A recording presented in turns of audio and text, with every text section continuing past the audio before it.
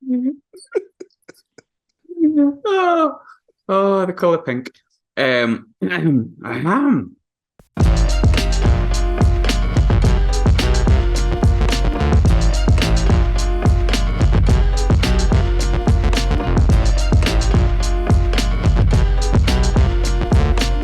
Hello and welcome back to a very happy and joyous What the Falk Sunderland review show that we promise will be full of the joys of spring thanks to Sunderland's excellent and well-deserved 2-0 win over Boro. The usual suspects will be joining me today. I'll get my words out in a minute. I've only had one rum. But firstly and forcedly, I was going to say first and lastly. I don't know what I'm saying here. Firstly, Brad, how are you doing, mate? You all right? Yes, mate, absolutely buzzing I am with that one. We were just talking off air. I said people think it's not a derby, but for me, where I live geographically, it is a derby for me. So I'm absolutely delighted with today's performance, today's result, and to see 30% of my friends crying and not updating anything on social media. Absolutely delighted. Get in. Ross, if I can pull you away from your Chinese takeaway for just a moment, please. How are you today? You all right? Aye, buzzing. Not quite like Brad. I only know two Boro fans, one who I work with and one who works behind me local. So either way, it's going to be a fun couple of days. Just to be fair, they've been so smug in the build-up because I think they got carried away with the wins. But overall, just a brilliant day. Dave, I think you might be the drunkest of them. I mean, you've warned us, you pre-warned us, so here we go. But how are you on this fine Sunday evening? Made very well. Just enjoying the fact that a couple of weeks ago that Ross told me that Middlesbrough's squad on paper was better than Sunderland's, and I'm not having a single thing of it. And so he's going to have to get over that. And I don't care what he's got to say. Keep him on mute. That's all I say. I can't believe you remembered that. Class. Excellent. Brilliant work, because I forgot that he said that and I agreed with Ross, but now I don't agree with Ross. I think Ross is wrong. Ultimately, great day. Really, really sad that I missed it. I think most people would have seen I've had a leaky ceiling. And when I woke up this morning, about 20 minutes before me train, the ceiling looked like it was ready to cave in. So I'm absolutely devastated I've missed it, but I didn't let it take away from the enjoyment of being able to see things like Luke O'Nien co-commentating for the first 20 minutes, which was really funny, not because of the things he said. Like, for example, he told people to go away from Ross Stewart and that the only thing that he's bad at is golf. But I'll come back to you. As I said before, great win. Little to complain about. It's been a long old day. I've been up since 5. I'm knackered, but we seem to play well and do good pods when I'm tired. So 8 hours later, you've already said you're happy about it, but how much of a high are you still on? I'll be riding this highness for the next week, I think. I think I said in the chat, for me, I thought without scoring in the first half, arguably it was probably the most control we've had in the game. I think we were absolutely brilliant. From minute one, everyone just seemed up for it. I think Mowbray has drove it into them that it maybe was a derby. And they just seemed to add that extra 5 or 10%. It was straight from the off. It was absolutely brilliant. Like I say, the only thing missing from that first half performance for me was a goal, which was we would have deserved to go in leading at the break. I mean, Ross has had one chalked off, was offside. Ahmad's missed a sitter, really. Keeper's pulled off a good save towards the end, I would say. Ross has put one over the bar. We're getting in brilliant areas. We just dominated them. We just didn't even let them in the game. I think they had one shot, which was a great save from Patterson. So it's like, I know sometimes derbies can be a cagey affair and you might nick a goal, but I just think we just controlled it from start to finish. A really professional performance. I thought the fans were great. Yeah, it's just. I think we're starting to get used to playing this really good football. It's starting to become like just the norm for us now. And we should enjoy it while it lasts. Win, lose or draw, enjoy the football we're playing because it is an absolute joy to watch. And I think everyone now looks forward to going to games. And I have noticed that the attendances seem to be creeping higher and higher weekly, and they're not really dropping off. And I think the people who are starting to come now and come back, they're starting to see a very good team. They want to see more. And we did say at the start of the season that that will happen if we get in a good position. And look, I wouldn't be surprised if we keep getting over 40,000 every week now. It's just great to watch. Yeah, I mean, it was really entertaining today. I hate saying stuff like it sounded great on the telly because obviously I've got a season ticket, but as I touched on before, where I couldn't go, I tried my best to kind of watch the atmosphere from afar, which I don't normally get the chance to do. I don't normally get to watch a match on the telly and that because I'm normally part of it. But the atmosphere was class. Like from the start, you felt like not like they were building up on the telly like Sunderland and Boro up for the derby, but it wasn't that. It was just like Sunderland kind of have a belief, the fans have a belief in the team again, and I think. I mean, they're talking about it today. I think Don Goodman was discussing it, and they were saying like, "What how is Sunderland not in the playoffs because every time on Sky they play really well?" And Don Goodman was like, "Well, they've missed Ross Stewart for like 13 games, and Ellis Sims missed about 11 of them." And it really made me think today, like when all our front four are like fully fit, didn't even have Pritchard today, but Diallo, Roberts will come further on to them too because cheat code at them at points them too. But like even Clark when he's not on form. And I don't think he's been very good recently. He still adds something, and that front four is like it worries people. And we can feel like remember when we had Quinn and Phillips, and you could feel that other teams feared we had Quinn and Phillips and the quality that was going in the box. I know it's a different level because we're talking Premier League in comparison to the Championship, but you can see Championship teams are concerned by that front four, and that's without Pritchard even being part of it, who was arguably our best creative player last season. But without kind of waxing out too much, Ross, because I don't want to kind of chuck loads of like superlatives on Sunderland for us just to get beat next week. Based on today, Ross, we were excellent, weren't we? Once again, we're in nearly February now, and still not competing in every game. We're still in Boro, damn good team. Let's not deny it. They're a really good team. We've been a great run of form and made them look incredibly ordinary today. Yeah, I thought some of our one-touch passing and moving was fantastic today. We pressed really high as well, which was good. We didn't let them get comfortable at all. To be fair, the Boro's only spell was when they actually, I think we didn't know how to really deal with the extra man at times for like 10 minutes. But once we adapted to that, I think we were spot on. But like you say, you mentioned Robertson, Diallo there. I've never seen a partnership grow so quickly on the pitch, and they just got telepathic understanding where they are.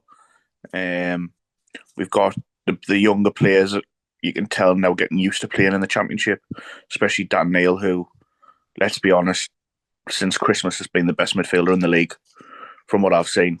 Obviously, I just watched the highlights for a lot of the games, and I watched Burnley the other night, and I just like the good team Burnley going forward, but in midfield at his age to dominate the game, and also once he went deeper in Corey Evans' role, which obviously was a shame to see Evans get injured. But at the start of the season, we were all saying like, "Oh, he's too slow on the ball. He gets caught in that." I thought he was even better. He just totally dictated it for me, and it's just great to see it. You see, you mentioned how young the team is. I think I've seen something that the average age is 24, something. And then when Evans went off, and we had to replace him with Mishu, who was like 19, it went down even more to like 20, 21 or something, 22, which is it's just class. And I think now we're starting to see that. Keep Ross Stewart fit, get another striker in or two, and maybe another central midfielder. I think we've got a squad more than capable of pushing for the playoffs because it's so tight. I read some. I think we're 3 points off third, but then also 3 points off. Is it 13th or something? So it's just about who can hold the nerve now and put a run together. And I think we've got a squad capable of doing that. And our home form's picking up as well. Take away Swansea because that was a total anomaly. Because I think 11v11 we win that game.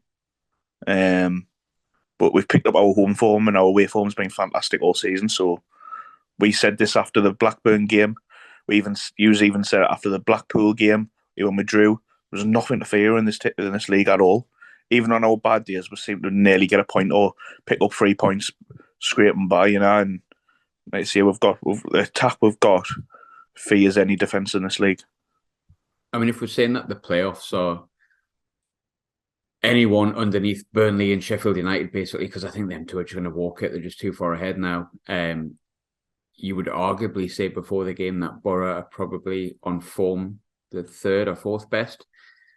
If they're the third or fourth best, I thought we were. And I know they're complaining about the red card. We'll get on to it. And I know they're complaining about the penalty and all that. But arguably, we could have been 2-3-0 up at half time. And like, I don't care what anyone says. Like, I try to be balanced. But like, if you think that something shouldn't have been in front at half time, then you're watching the wrong game. We were far in control. But if Boro's the best this league has got to offer outside of Burnley and Sheffield United, then let's go to Wembley again. Like, let's go for the playoffs. Why not? Maybe I'm on a high. And if, like I said it before, if we don't, like, fair enough. It's all right. But we won that game today with that Pritchard, who, imagine if we'd said last season we'd win a game without Corey Evans for the bulk of it, Pritchard and Bailey Wright. Imagine if we said we'd beat one of the best sides in the league comfortably without, like, basically our spine from last season. And there's no Cirque in there either. They've still got loads of injuries. O'Nien wasn't playing today, who's arguably one of our better players this season. So many players missing today, and yet we're still just so comfortable.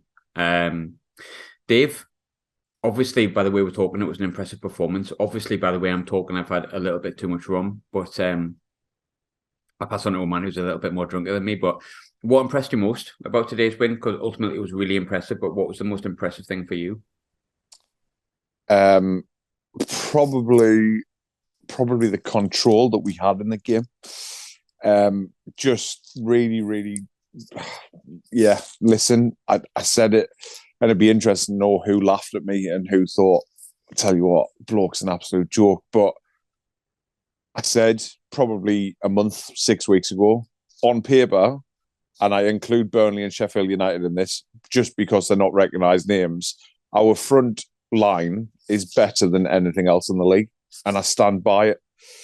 It's genuinely, in terms of depth, like you've just said, Pritchard wasn't in there today, had no chance of playing through injury, and he would get in that team. How many championship clubs would he actually get into? Probably quite a few, to be honest. Let's be honest. Yeah, the control of it. I was first 15 minutes, I saw it, and you sometimes wish you were a fly on the wall in dressing rooms for team talks, half times, little bits of advice and stuff. And one thing I was quite impressed with was, even though we didn't give up the way that we played football, it was clear that Tony Mowbray had told them in the first 15 minutes, don't take the extra touch on the ball. Move the ball quickly, get it out your feet, because ultimately, if they get on top of you, if they smash you in the first 5 minutes, they're going to be well up for it. And they didn't get near us. And I think you tweeted it, or you might have put it in our group. The worst we played was when we went 1-0 up and they went down to 10 men. We had a 15-minute spell, which ultimately should never have happened because numerically we had the advantage.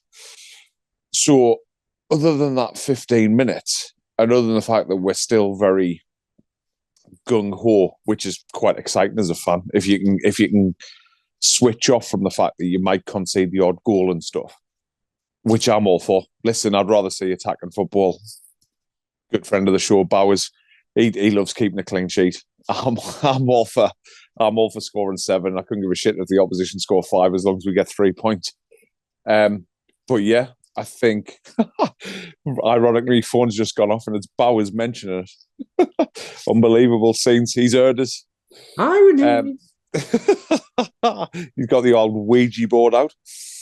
Do you need a Ouija board to connect with? Can I just text you? No, mate. No, I'm all about this. I'm all about the supernatural. Are you especially dead? after a beer? I will be after it tonight. I tell you. But yeah, just really enjoyed it, and I like the bits about Agiolesi today about how he's had one training session in 5 weeks.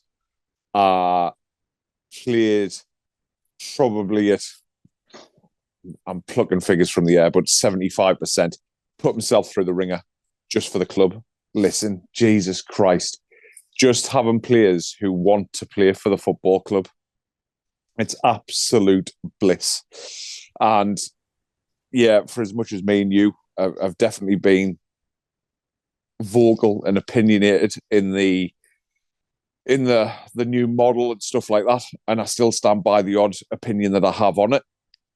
Listen, I think if someone like that falls foul of a big ego or a bad attitude or something like that, he gets replaced with someone else who won't have that big ego and bad attitude. And if this is what it produces, then I'm all for it, to be fair. Yeah, 100%. I mean, not like me to be opinionated, Dave, but you know me, very humble. But no, like I agree. Like, you know, I've been the first to kind of discuss the model at length and kind of pick holes in it occasionally, but I cannot really fault the players that have came on. Which brings me wonderfully on to someone I wanted to talk to you, Brad. One player that I thought maybe wasn't going to work out this season, has now impressed me in 2 games. Corey Evans. Again, I want to go back to the fact that like there's been points where we've said we need a replacement for Corey Evans, and I still stand by that. But 2 games now where we played with like Corey Evans for the bulk of it, and Edouard Michu, and he's PSV. Oh, he hasn't got PSV shinies, he's got PSG shinies.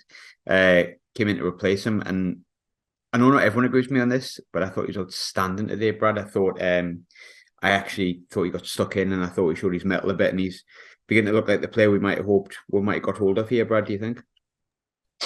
Yeah, definitely. I think he's one of maybe 3 or 4 you could say really stood out today. Came on after 10 minutes, maybe he's a little bit gutted he maybe just didn't get a start. Young lad wants to be playing every game, obviously. But when he came on and Dan Neil played that little deeper role, that little more Corey Evans role, and let Michu just have the freedom to do what he pleased. And I don't think anyone took the ball off him. He drove forward well. He released it when he should. He pressed quite high up at times as well. When Ross Stewart went on the press, Michu wasn't too far behind him. I thought he was excellent. I mean, I think we said, was it against Wigan? I think he played really well then. Maybe he's had a bit of a dip against Blackpool, but we mitigate that with the early yellow card he had. But when he's having a little, he's having more and more time in the team now, and we're starting to see a player. And I mean, Mowbray said it for months since he signed. He's a really good technical footballer. He just needs to bide his time. His time will come, and he'll get his chance, and he'll show the fans what he's all about. That time's now for me. I mean, look, would you drop Corey Evans to say, right, we'll keep Michu and Dan Neil? Probably not, depending on who we're playing. But I wouldn't be opposed to it. I mean, I wouldn't look at the team sheet and go, oh, Evans is out. Evans out the team, and he brought Michu in. Because he's one of these lads who are on the fringes who are now getting their opportunity, and they're taking it. They are taking the chances. And it is great to see. And again, you spoke about the model. Big shout out this season for me has got to go to the recruitment team. We're seeing these players that maybe weren't ready at the start of the season. But no, I'm not a turncoat, Dave. Dave's just put in the chat, I'm a turncoat against Corey. I've always said Corey Evans is a fantastic player. They're getting the chance and they're taking it. And if these lads were to get a start ahead of some of the more experienced ones now, you wouldn't really be too worried about it. And like I just said, shout out to the recruitment team, because they've picked some of these players from really good academies, really, and probably weren't going to break through there, but they have got something about them, and we're paying peanuts, and we're going to see the rewards from them. I'm going to let you talk now, because I can see you all laughing. We're just happy. What can I say? You're right though. Like, I'll always stand by what I think, and obviously, I still think we need a striker. Still think we need a couple of players. I still think we should give Ross Stewart 100 grand a week. But like, when it comes to the players they've picked up, there's been undoubted success. Another player that I wasn't too sure whether it was going to work out today, and I'll throw this one to you, Ross, once I've made my little statement of how much I absolutely love the Linfield Lam, Mr. Tri Hume. I think, again, he was absolutely outstanding. And I just think the former Tri Hume shows how much power there is within a mustache. I think that's the most important thing to look at here, that since he's grown that mustache, he's turned into Philip Lahm. On a serious note, though, I think he was excellent again today on the right-hand side, and then he switched to the left-hand side. I loved I love the fact that occasionally he was kind of playing defensive mid. I don't know if anyone noticed that. He kind of just drifted in the middle, and it was like, that's what Man City do, not like Sunderland. And certainly not, 19, 20-year-old boys from Linfield who've played in the Northern Irish League most of their career. But there was a couple of times when he came in, look, like Burnley second half, he got mullered. Rotherham last season when he came in randomly, he got mullered a little bit then as well. But since probably Birmingham, I think he's been absolutely excellent. And for me, he's our right back at the minute, and I don't think he can be replaced. The question I'm going to throw to you, Ross, is which player stood out for you most? Because I think everyone's got their own man in the match. But for me, it was Try Hume today, and I think it was for a lot of people, which is unusual, really, because Try's a right back, or a left back, or a right wing back, or left wing back. He's not a player when you've won a game and you've been offensively very good that should stand out. But I just think he's been excellent. And I think since Birmingham, he's been every game and every minute he's played, he's been almost untouchable. I don't know if it's confidence that's going to his game that he's like, yeah, I do belong at this level, because some of the tackles he puts in, I mean, do I need to go back to the tackle on James McLean? That's a beauty. That hang it in the Louvre for me, like the Louvre, where the woman that cries is, what's she called again? Mona Lisa. That's it. Put it in there. But I honestly think Try has been one of our best players over maybe the past 5-6 weeks, and I think he fully deserves his place in the side. And I think anyone who can play right back, be that Gooch, be that Luke O'Nien, be that even Bailey Wright, who came on today at right back, I think that's Try Hume's place to lose. But someone just said, Brad just said that he would clatter his own mother if it was a 50-50 for the last slice of bread to make a toasty. I 100% agree with that. Some of his tackling's class. Do you know what I love about his tough tackling? All his good tackles are good tackles. They're just bloody hard. And I've got tons of time for that. But Try, I'm sure you're not listening, but if you are, I love you, mate. Ross, who was... I've had far too much rum. Ross, who was your standout? Because I know we've all got different opinions, and the best thing is all 11 of them in the subs were class today. I can't pick a fault in any of them. Try was my standout if I had to pick one, but who was yours? I couldn't pick between three, to be honest. Try Hume, definitely one, like you say, since the Birmingham game, since the World Cup break, he's made it his own, that position. He's been fantastic.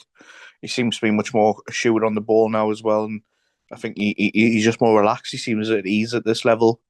I thought Dan Ballard and Danny Barth next to them as well was solid. Everyone forgets that we brought Ballard in this season and we were looking really good with them as a two before Ballard's broke his foot, and they just look like they played together all season. But then as well, Paddy Roberts, I think he was sensational today, and he's been sensational a lot of this period since Christmas again.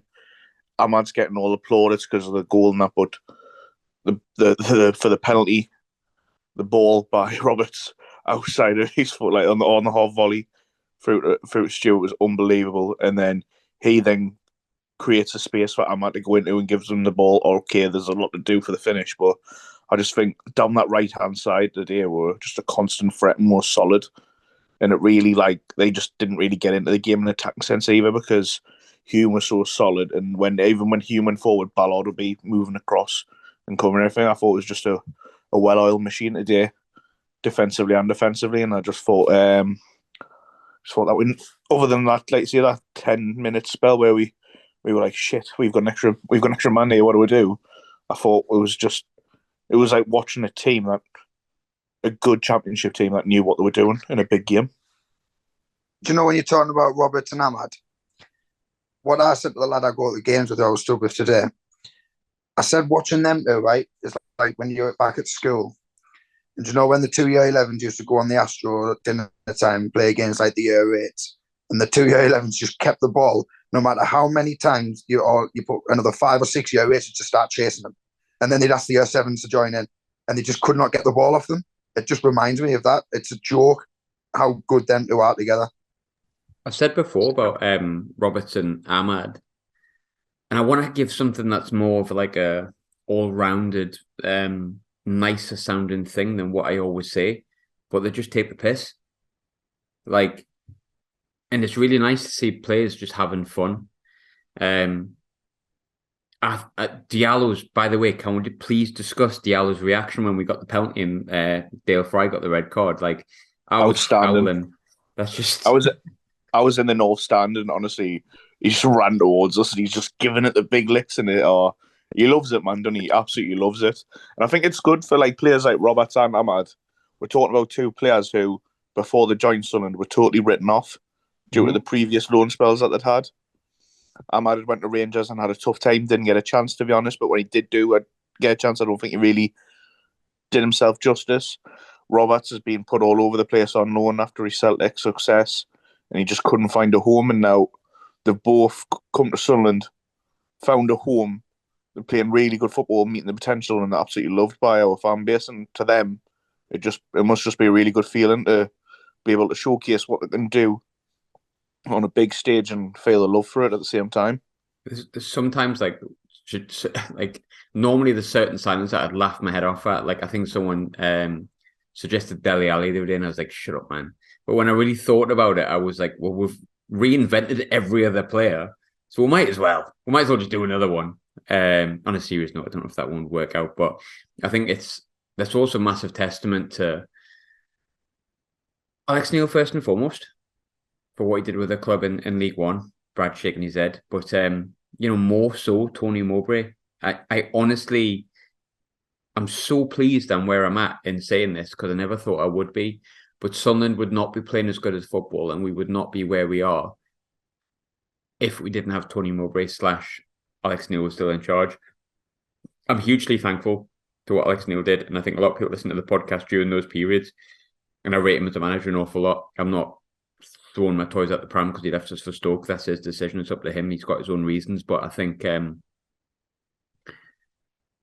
if we were at this point in the season, especially with losing the two strikers, I think Alex Neil would have been making noises in the press about how, well, we didn't sign enough strikers, so on and so forth. Mowbray's just kind of gone with it. Talked about how great the club is, how big the potential is, how far we can go, how great the players are. I mean, for how many weeks was he saying Patrick Roberts was the best player in the league when he wasn't actually playing him? So he's trying his best to give him confidence. And you might think that might be the wrong thing to do and think, oh, why wasn't he playing? I think even we said that. But when he's came back, he's getting that pass for Roscoe's penalty, by the way, technically for me, that's 2 assists, because he's won us the penalty essentially with the pass. And then the second pass was just, for me, I thought Patrick Roberts would come and be all fart and no shite. I'll be completely honest with you, and he's just not. He's an outstanding footballer and a really likable kid as well. I love watching players that seem to just love their football, Ross, and Patrick Roberts is. And for me, he's one of the first teams on the team sheet. It's been ages since I've had a player where when he gets the ball, I kind of get excited. Like, don't get me wrong, McGeady was one of them, but we're talking like League One. That's not McGeady's fault. That's just where we're at. Prior to that, maybe Sessegnon. And now I've got 2 that really excite me, which is Diallo and Patrick Roberts. But what happens when Jack Clark gets back on form? What happens when Pritchard comes back? You've got players there that are really exciting players, and I think, Ross, you were someone who were quite on board with Tony Mowbray, as was Brad. I was probably the one that wasn't too sure at the start and was very much like, oh, I just wish we kept Alex Neil. We've said it a few weeks before. I'm asking a question I've asked recently, but how much credit needs to go to Tony Mowbray? Aye, massively. I think at times he has been maybe a bit naive, but that's the same as every manager at this level, I think. And he's like you say, you mentioned the cards he's been dealt with the strikers. When has he had a fully fit back four to choose from as well? Never since he's been here.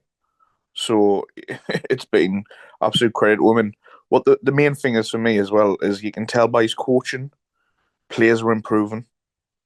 And that's on the training pitch. That's with the coaching staff and his methods. He's the head coach, so he's got to take credit for that. And he's very adaptable as well. How many different systems and formations we played this season, whilst keeping the philosophy exactly the same, but just being a bit more adaptable. And I really think he's he's enjoying it as well. Like, he seems to be having a laugh. He's got good camaraderie with the air press. He just seems like he's got a good relationship and he knows the model. So he's bought into that. I just think for where we're at as a football club and what we're trying to do, it's been a great fit so far, and long may it continue. Did you see his because obviously you were at the game, but did you see his post match? Sorry, his pre match when they give him a box of celebrations, and they were like, "If you can guess what sweet it is, we'll give you the full box." So like he picked out a bounty, looked at it, and was like, "Oh, you're never going to catch me out on my celebrations. I know them far too well." And he's like, "Oh, do you want the box?" And he was like, "Yeah, I'll share it between the staff." And I'm just like, it's like the worst crack, but also the best at the same time. It's like, but he's likable. Ultimately, is we're laughing about stuff like that, but he is likable. Like, and trust me, it was going to take a lot for me to turn around and say like we're better off with Tony Mowbray than we are Alex Neil. Anyone who listens to this podcast will know I was borderline obsessed with Alex Neil and the way that he was and the way that he spoke. But I honestly think we're in a better place because of Tony Mowbray. I think he's been the natural progression and the next step. Dave,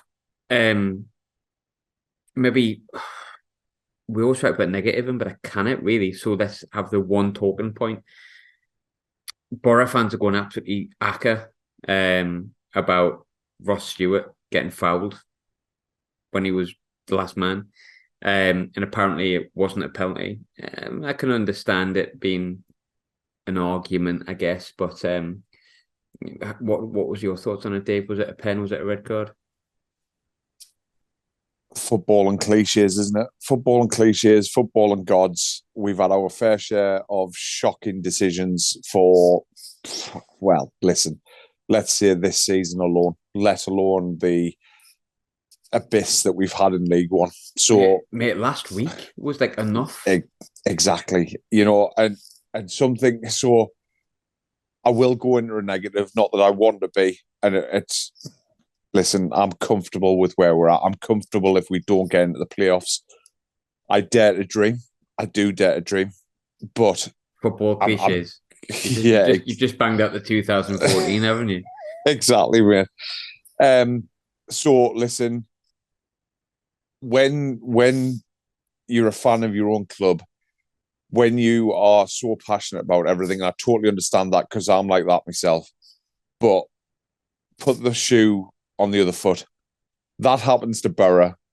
That happens to Chupa Akpom. Are they crying about the fact he hasn't been sent off? Are they crying about the fact they haven't got a penalty? They are, and I don't give a shit how many flares they throw at buses on the A19 or whatever. I couldn't give a flying fuck.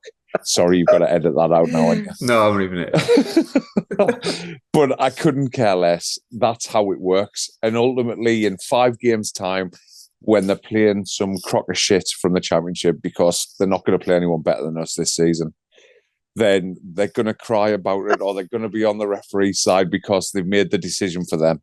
And that's fair play. That's just how football works. I've got so many points, sorry. But you were talking about Mowbray earlier and I was with you. Like, I wasn't inspired by Mowbray coming in. I've done a full circle. Like, I'm totally with him. I'm behind him. And that's probably because of the model and how we're playing football. You don't mean literally behind him, like he's not in front of the camera, is he? Well, mate, whatever. However, I'm up for anything. I've had a beer or two. I'm up for anything. Hi, Tony. They're flourishing because he's not putting any shackles on them. He's just letting them go out. You a face on this. I know it's just an audio podcast for all this lot, but I've got to look at your reactions as I'm speaking. And you've got me in bits here. And I tell you what, as they kept alluding to on Sky Sports today, for a team to come up and not only consolidate, but to be actually challenging and playing a brand of football that people are noticing nationwide. And yet, all you black and whites and all you flipping smoggies can go, oh yeah, whatever. Yeah, genuinely, people are taking notice of how we play football. And I'm all for it. Just the fact that we've got a bit of identity back, the fact that we've got a little bit of swagger, and this is something I said while we were in League One. when we all first started on this journey. Like, if we have players who have got a bit of a swagger, a bit of a chip on the shoulder, a bit of something to prove, that turn up to work day in, day out and prove to the rest of the country, the rest of the world, if you want, listen, I'm here. It's a big club. I'm getting noticed. I've got a chance to do something and people to take notice of me. Patrick Roberts, absolute, like my man of the match today by a country mile. Absolute country mile. And yeah, as a fan, I'm all for it. Absolute bliss. I just want to point out that at no point you've answered the question I asked you. Mate, to be honest, I've forgotten it. I'm not going to lie to you. I'm totally forgetting it. I was like halfway through. I was like, I don't think you've actually answered the question. I'm enjoying this competition we've got. Who can be the drunkest on a podcast this season? Dave's coming very close to my Boxing Day antics here. Very close. So, Brad, I've got a couple more to go. Obviously, one before I ask everyone a similar question. Ross Stewart, again, probably missed 2 chances today that he'd normally put in the back of the net. However, even though he missed a penalty, he's missed it inevitable. I can't believe I said that word without actually getting it wrong. But Ross Stewart, again, another goal. He keeps scoring. And yet, for some reason, people still don't really rate him. I seen a Boro fan today saying he looked lumbering and clumsy or something like that, which is just wild. But for me, he's the best striker in the league, Brad, and I believe the stats probably back that up. What were your thoughts? Yeah, absolutely. I've got a few friends who are Boro fans who've actually said, I don't see why you rate Ross Stewart so much. He wasn't that good. And like, well, he won the penalty and he ran your back line all over the place. I mean, first half, he's put one over the bar, he's had one disallowed. And then second half, he's won the pen and he was left, right, dropping deep. You just couldn't touch him. I don't know what type of football you like to watch, but that's not it. But don't like Ross Stewart being the best striker in the Championship. I mean, he's 3 goals off the top scorer in this division. 3 goals. And he's missed 14 games of the 28 we've played, or 13 of them. And I was looking at some stats earlier. In the whole of England, out of everyone who's played over 10 games, he's second to have a goals per game ratio. There's only Haaland that's better. And if opposition fans want to keep underestimating him, let that continue. I just hope all the other clubs underestimate him and they don't come in for him. Because he was, again, he wasn't absolutely outstanding today, but he wasn't anything below a 7. He was everywhere. And we just look at a totally different team when Ross Stewart's in the team. A totally different side. We've just got different outlets. I mean, Ahmad and Roberts can walk the ball through them, but we've always got Ross Stewart that we know is going to be in the box, or he's going to be sniffing around. And I mean, that's got to put the shits up with the defenders. It really has. I mean, they're trying to stop 2 of the most creative and trickiest footballers in the division. And then if they manage to push them wide or not let them come inside on the favoured left, knowing that they're going to have to put someone or 2 men on Ross Stewart because the ball's going to come into him, it's brilliant. And like I just said, he's 3 goals behind top scorer. I mean, the top scorer played for Boro today, and I don't think he had a shot. He didn't. I don't even think he got a touch within 20 yards of our goal because we were excellent. And the top scorer in the league is playing for Middlesbrough, and we've got Ross Stewart. Who would you rather have? It's absolute no-brainer. Absolute no-brainer. The only one I think that gets close to him for me is Jokeres. Yeah, it's about it. Jokeres was brilliant up here for Coventry, but again, that was at the start of the season. We didn't. I think it took us a while to settle into the Championship, and once we have, I think I see every game, even the games we've lost, we've been in every game. And last week was a total anomaly because I said earlier, 11v11 for them first 15 minutes. We were pressing them so high, we were passing them around, they just couldn't get out, and it's a real shame that. No, we should be level with. We could be third tonight if that red card didn't happen last week. I know it's all if buts and maybes, but like for everything, the setbacks that we've had and then the missed opportunities with like the red card, we're doing really well. And I honestly think if we can get a few more signings in this next week or so, get everybody back fit, there's no reason why the squad cannot put a good run together and challenge the playoffs. Brad, Ross, Dave, I haven't done this season. I changed it, but I think it might be a good question to end on. So I used to say at the end of every podcast last year, what does the result mean in the context of Sunderland's season? And we didn't do it this season because realistically, we didn't know what the season was going to be. We just hoped it would be like some kind of like boring consolidation. As it is, nearly in February, it's been really good. It shows that we are level, if not better, than the teams we are chasing in one-off games. And with a bit more consistency and a fully fit squad, we've got nothing to fear in the race of the playoffs. Brad, same question for you, mate. Yeah, I mean, the context for me, it means a heck of a lot because I've got bragging rights in inverted commas. It's like what I said, it just shows what we can do against teams that are in and around us. Now, I think coming off the back of that disappointment last week and bouncing back like we have today, if you ask me the same question come the next 2 league games, I'll have a definitive answer. Because I mean, we've got the cup game next week, then we've got Millwall away, followed by Reading at home. And if we could pick up 4 to 6 points off them 2 games, bearing in mind the transfer window will being closed, these players that Morvay said on the fringes of being fit again will be back. We'll know what our squad is. And we'll have had 2 more league games, one away where we play well against a team that's up there with us, and against Reading, who are shite, really. If we can get 4 to 6 points, I think in them 2 or 3 games following this cup break, the league is starting to go to take shape and there will be little gaps. And if we're in and around there, that result today we'll look back on and say, that's the moment that we thought, right, we are genuine playoff contenders. And that's how I feel at the minute. Yeah, I kind of feel like that as well. We've talked the word playoffs for a little while, and sometimes it felt like, well, that would be nice.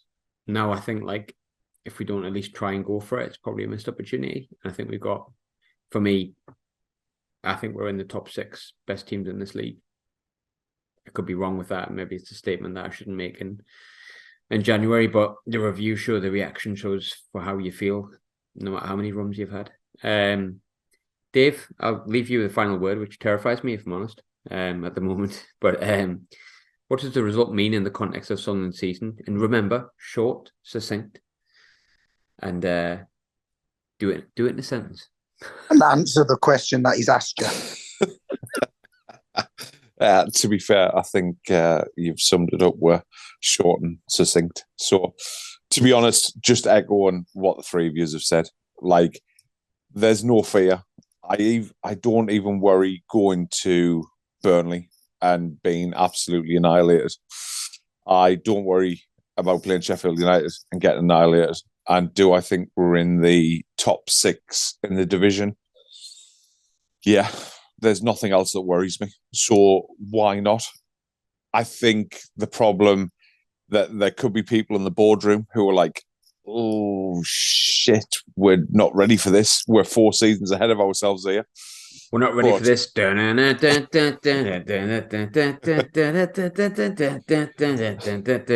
ready for this. All right, I'll stop. Can I put a big shout out as well, though, to whoever decided at the PA to play the dance version of Best on Earth, Heaven is a Place on Earth, and everyone was jumping up and down to Ross Stewart as the Best on Earth at the end. It was absolutely mint.